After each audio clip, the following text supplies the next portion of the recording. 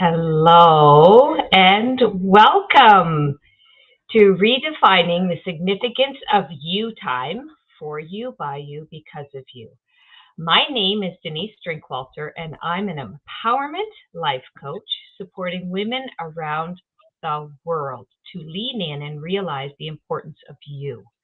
The goal of this channel is to provide you, the viewer, with some takeaways that will help you shift, change, reevaluate, and or become more aware of what is possible. We have a variety of incredible guests, and today is no exception. I can't wait to have a conversation. We are going to be sharing our life experiences that have helped us become the incredible human beings that we are today. Every one of us, sometime in our lives, has had that infamous free time where we frequently feel guilty, embarrassed, or wrong for taking out time for ourselves. We are absolutely here to change that and support you to see what is possible for you when you take the time for you, by you, because of you. It is an absolute honor and a privilege to have Ilana Schwartz here as our guest today. Ilana is a certified fearless living coach and has been coaching since 2017, but has been training and mentoring for well over 20 years. She is so grateful for the flexibility to coach virtually, as it allows her to be a huge support for her family, for her husband's job, where he has had to go through multiple cross-country moves and relocations, and also helping navigate through their daughter's cancer diagnosis and treatment. Ilana has impacted well over 100 lives as she empowers midlife moms struggling with people-pleasing, mom guilt, and overwhelm so they can find joy, navigate challenges, and raise thriving kids. Welcome. You are in Thank the right you. place at the right time. We need you. Ah, thank you. Everybody needs us. Oh my goodness. To be able to have that Right? time to take care of you, especially if you ever felt guilty for even 1 second of putting yourself first. Not on our watch. Oh, no, no, Right? no. That's why we're here, right? Yeah. Yeah. It is so, so important. And yet it's very hard to shake it, isn't it? That guilt. Absolutely. Yeah. What types of things do you find help? Can you give us any tips? Yes.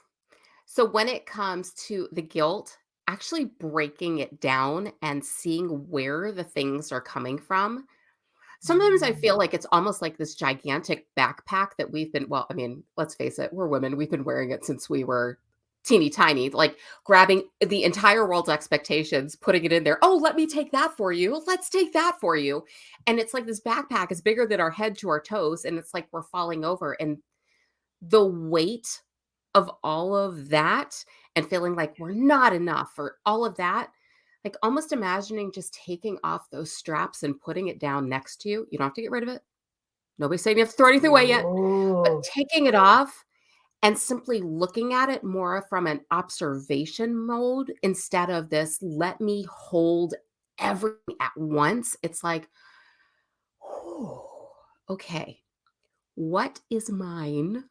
What is not mine? What do I need to hold on to right now? And what can just stay right there? It'll be there waiting for me, but what can stay for a little bit?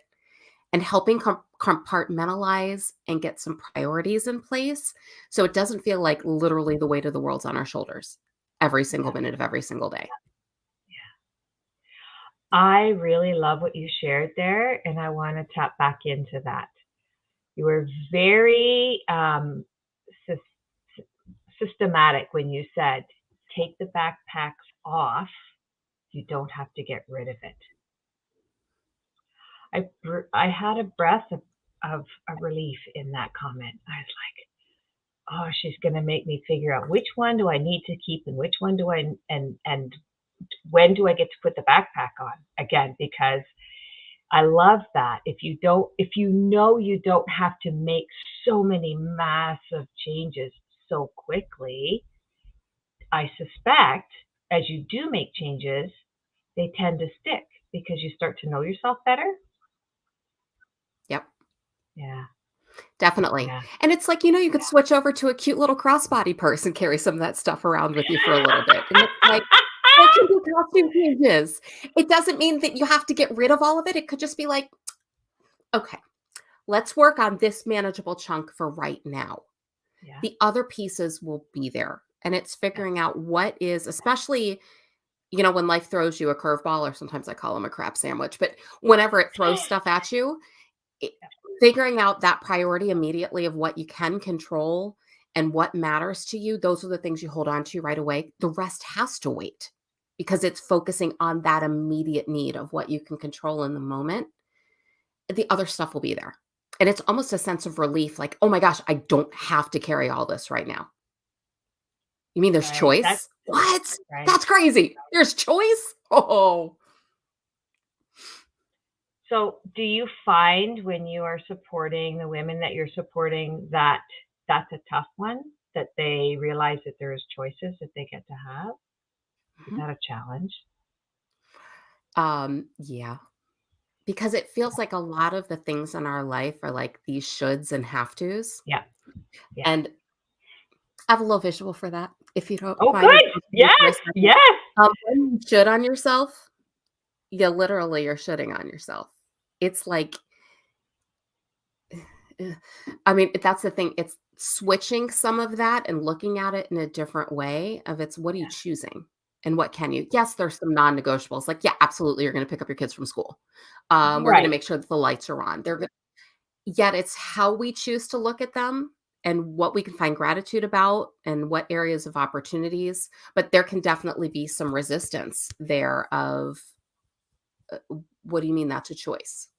I mean, we could just stop Right. doing everything in our lives. Could just be like, okay, forget it. I'm not going to do this. Sometimes that works, sometimes it doesn't. Yeah. But the weight of it, it's like, don't poop on yourself. That's gross. Just Yeah.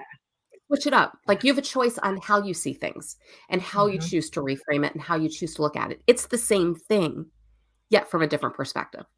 Right. Right. I I love your name. You're the fun-loving mindset coach. So I believe so strongly in life has to be fun. Obviously you do, right? Yep. And like you've already shared, there's all kinds of stuff that hits. Life is still going to hit you.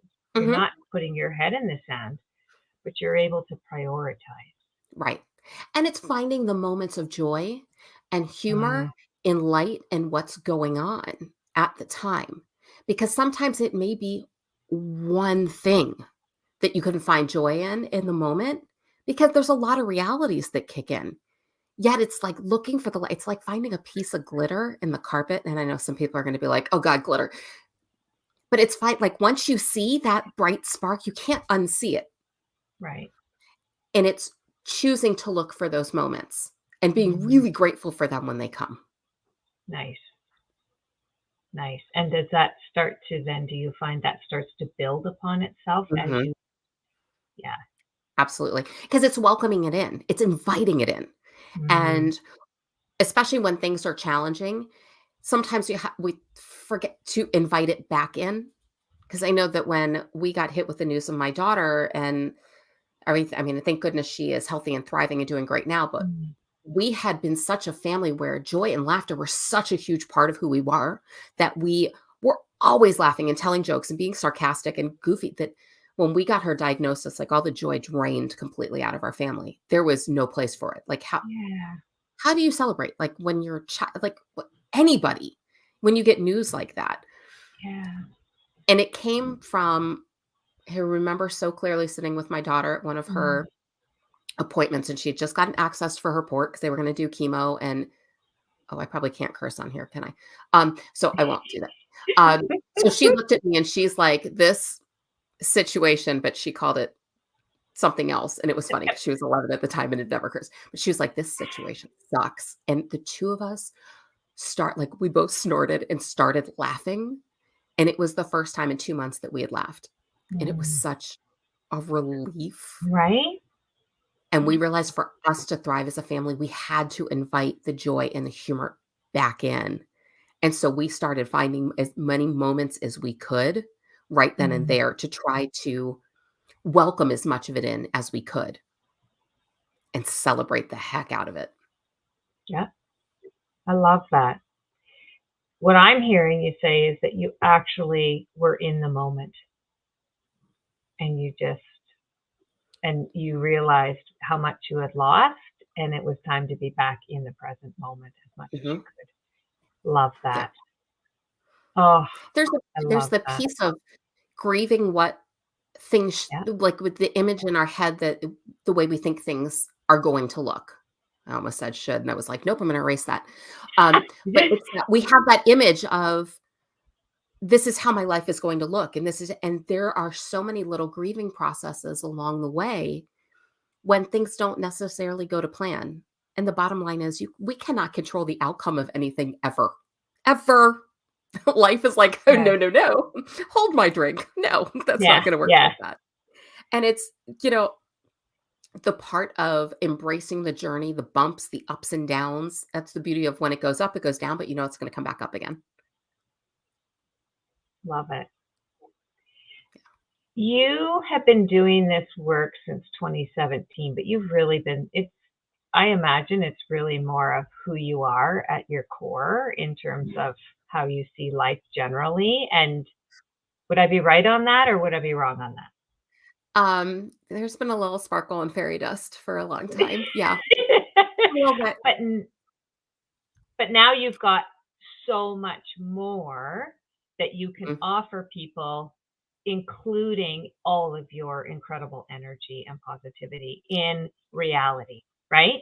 It's not smoke and mirrors. It's based in truth and Absolutely. reality. And I love And that. there's digging into it and peeling back layers and all of that. And anytime we change, it's going to be uncomfortable. Because our comfort zones are this nice, squishy, safe place to be.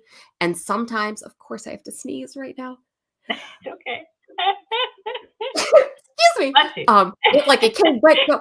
Okay. But that's the thing, like our comfort zone, sometimes it's not so comfortable, but it's what we know. It's our status quo. But anytime we want to push outside of that, change and growth can be uncomfortable. That's how we know we're growing. If you think about like a seed trying to like burst through the soil, that's not necessarily a comfortable process. Let me just push right out of here. But that's part of the change, and it's moving and taking a breath and moving and taking a breath. And in that, finding the light and the joy in that, because that's the thing. Plants literally are looking for light. I have a plant that is like trying to grow between my blinds to get to the only spot of sun. It will literally find that. And as humans, we need that light too. We're like sunflowers. We're like, oh, where's the light? Where do we go? Yeah. Amazing. I love that. What is one favorite thing that you like to say to your clients? I gave you a little glimpse of it. Don't should on yourself. I was gonna go back to that, so this is perfect. Yeah. Tell us more about that. I think especially as women. So fear's a funny thing. And I know you do a lot of fear work too. Like fear in like the fearless living world is all about mastering emotional fears. And fear's number one job is to keep us safe. It loves us. It wants to keep us safe. So anytime we're trying to make a change or anything like that, don't do that. It might not be safe. It's that little voice that you just like. And the number one way that it tries to do that is by beating ourselves up. So we know that there's things that we could be doing that we're not doing. So it makes us feel guilty and small and all of those things. I should be doing this. I know I could be doing this. I need to do this. I have to do this. And thinking about literally using words like that, it's like piling on and piling on and piling on where you're like, I can't breathe, because it's literally a pile of of poo. Yeah. So one of my favorite things, and it's that image of don't should on yourself. It stays with you. One of my clients, she's like, oh my God, that image has stayed with me. I was like, let the poo be in the corner. You can look at it and be like, what am I doing? And hold your nose and be like, I don't want to do that anymore. But don't should on yourself. Simply Mhm. switching that language. And every time you catch yourself saying it and switching it, celebrate that moment. Yeah. It's like a little internal high five and acknowledge that, because those, you'll find that it'll happen less often, it'll be less intense, and you'll be switching quicker, and you'll find more empowering language that makes you like, that actually lifts you up when you're choosing to do things and you're willing to do things and you want to do things versus the need, should, have to, all of those. Yeah. So that's why it's It's my favorite, and it's very I visual. love that.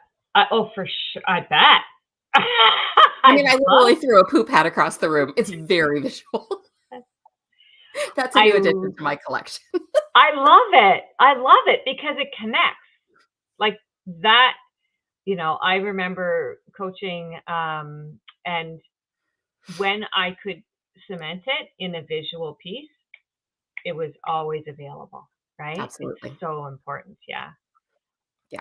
So, and the amount of self-talk that we do in a day, Mhm. in an hour, right? In a minute. Yeah. Mhm. Mhm. Oh, do we tell ourselves some great stories, don't we? Mhm. Oh, I figure, if you're gonna make up a story, make it a good one. Yeah. I think my favorite question to ask clients is when they're in the middle of that. Is that true or are you making that up? Mhm. It's a great question. Yeah. It's like, oh. And I ask myself too, that if Yep. I've concocted some ridiculous 3-part miniseries in my head, I'm like, wait a minute. Am I trying to be like a bestseller here or what's going on? That's not Yeah. true. That's a great way to stop and interrupt that pathway, right? And just go, wait a minute. Yeah. Yeah. Another one that I like to use that resonates as well is when you get into that self-talk or those thoughts that are not appropriate or right. How does that serve me? Mhm. How does that serve me thinking like that, right? And if the Yep. answer is, well, it really doesn't, okay, bye bye, right? Yeah. Hmm. It's like, how's that working for you? Yeah. It's that part Yeah. where it's looking in the mirror and being like, I'm worth so much more than that. Hmm. Uh, Right? Um, one of my favorite things to do with my clients, especially if you find yourself beating yourself up a lot, because we are way harder on ourselves than we are on any other human in the entire world. Um, and is finding a picture of you when you were little and be like, yeah, go ahead and tell her that. You would never, Hmm. ever. And it's having more compassion for ourselves and for humans in general. That gentleness and that peace. We give so much compassion to everybody else. It's okay to give it to ourselves too. It's 100% okay. As a matter of fact, I even look at it and say, and this is not a new thing for probably a lot of people who are going to be who are watching or going to be watching, is fill your own cup first, Mm, because if there's nothing left, you can't give. If you want to do the best for others and you love giving, in particular, as moms, as women, we have a propensity. There is an exterior force as well that this is what you need to be doing. When we don't give back to ourselves, we are not giving the best of ourselves because we don't treat ourselves no. the best way we need to, right? So you're only giving maybe 80% of what is truly possible, Yep. right? So, And then yeah. showing up completely depleted or start to resent things that we've said yes to, that like inside our gut was screaming no, but we keep saying yes. And I was challenged by one of my mentors years ago, since I'm a recovering people pleaser, that if you say yes to this, what are you saying no to? Or if you say no to this, who are you saying yes to? And that one struck me in the gut. Yeah. And it was that pausing to say yes and really listening to my gut, to my Mhm. intuition, that if it was not a heck yes, it's a no or not now. Mhm. Right. Thank you Right. so much for thinking of me. I'm sorry I can't. And not giving Mhm. an excuse. I'm sorry I can't. Mhm. That was Yeah. really uncomfortable. And people don't like it if you've always said yes and you start to say no. They don't like it. Right. But it's interesting. Sometimes you get feedback. People appreciate it because they know that you wouldn't be able to give 100% because you're not fully invested anyway, right? Yeah. So I remember a time when I was doing volunteer work and I said, I just cannot be away from my family this much anymore. And so I said at the meeting, I said, I I won't be at the table on Saturdays again until further notice. And I had a fellow board member, a male, come up to me and say, I know how hard that was for you, and I'm really glad you made that decision for you. He said it like this, for you Mm. and your family. I'm like, major shift for me, right? Yeah. Hmm. And then our families see us doing that. Yeah. Our family, and that's the thing that kids are imprinting on us every single thing that we do. Because, and I'm sure you've heard this before, our actions teach other people how to treat us. And, kids are modeling that regardless of what age they are. I have 2 teenagers. If you got adult kids, wherever they are, but they see, oh, wow, like she's starting to put herself first too. Because wait a minute, my needs matter also. Right. And Right. just like you said, like from that empty cup, it's being able to pause and unplug and recharge and do all of that. So it's going back in with a renewed and reinvigorated spirit. I'm going to make up words in a minute. Yeah. But it's really important to recharge and take time for us too. Exactly. 100%. Yeah. 100%. And I talk a lot about the priority list. So if you don't start with yourself on that priority list at the top, it's fine. Put your name in there somewhere. Put some time every single day for you, by you, because of you. And it doesn't even matter if it's 30 seconds because that's all you think you can do right now. That's Hmm. fine. Start small, you Yep. know, and just take and nobody else is a part of it. It's all about you, right? So do something you love to do. And if it's sitting holding a warm cup of tea, you go for it. Right? Like just take time out for yourself. Absolutely. Pause and tune in. Yeah. Even if it's pausing to figure out what the heck it is that you actually like Yeah. or love. Because sometimes all of our stuff becomes about everybody else. And it's like, well, I Yeah. don't even know what I like anymore. I know what I don't like. I don't know what I like. And Yeah. being able to sit and reflect on that. And start with 30 seconds, Yeah. build up to a minute. Yeah. That pressing that pause button. Oh, I want to walk around with like a giant pause button, but being Yeah. able to pause and take a breath Yeah. and reset it. What do I And need in this moment? Okay, here's in what I yeah, need. intentional, right? Mhm. Intentional. Not as a reaction, but intentional. What can you do for you, by you, because of you every day? If you can't do it every day, start with a minimum number for a week and then build up, right? Just a lot like you were talking about the backpack. Take it off, sift and sort. It's not going anywhere. You don't have to. Stretch your arms, roll your shoulders, do a little shimmy, whatever you got to do. Yeah. And that's the thing. It's there. It's there.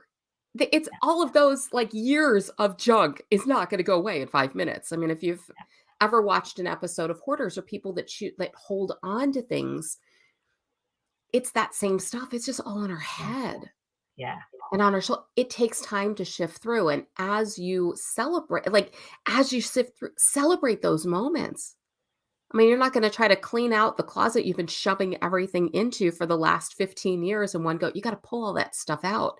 And it is a hot mess in between. Mhm. Yeah. Yet, you get to choose where things go and you get to choose what you hold on to and what brings you joy. I mean, you can go Marie Kondo, all that stuff, or whatever it is. But that piece, it's the prior. Okay, where is me in all of this? Yeah. What is mine? Yeah. And at the very beginning, you talked about where are your responsibilities within that backpack. That's a big one that I find that we in particular tend to feel like we have that responsibility of all this stuff. And sometimes, what can others do?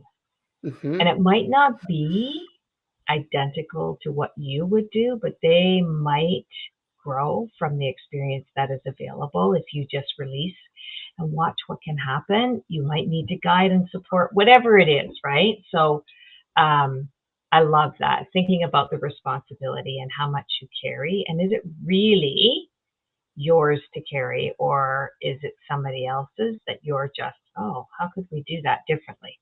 Start to start to Exactly. question, start to query, right? Yeah, Hmm. yeah, Absolutely. And there's that piece of trusting that they've got it. And just like you said, it might not look like the way that we would do it. It's trusting that they can manage themselves and that they can take care of it. And then it's okay if we delegate. yeah. It's Oh, okay.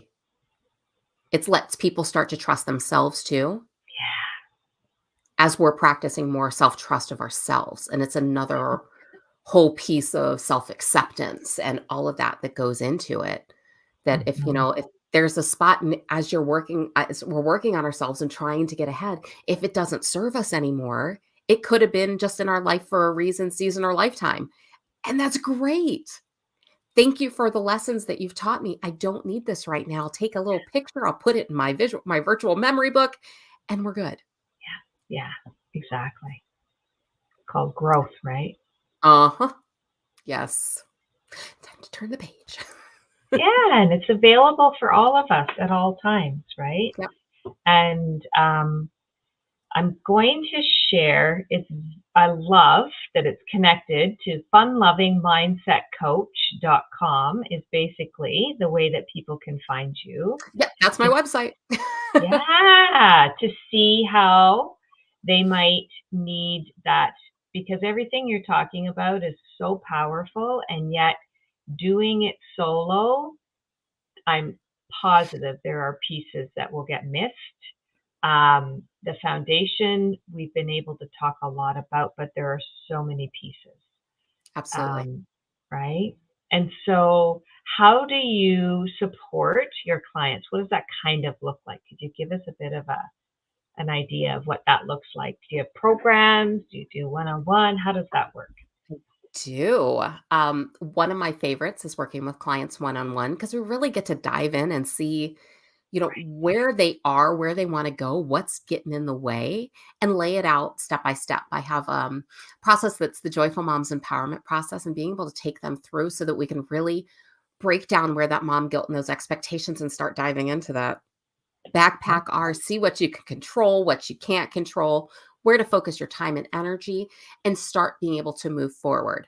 I am working on developing a group program as well, but I love working one-on-one with clients. yeah. It's kind of like while you have your arms around your life and your family and everything else, I get to be the hand on your back that you get to lean into Nice. and give you a Oh, gentle, okay, you can do this. Come on, along the nice. way.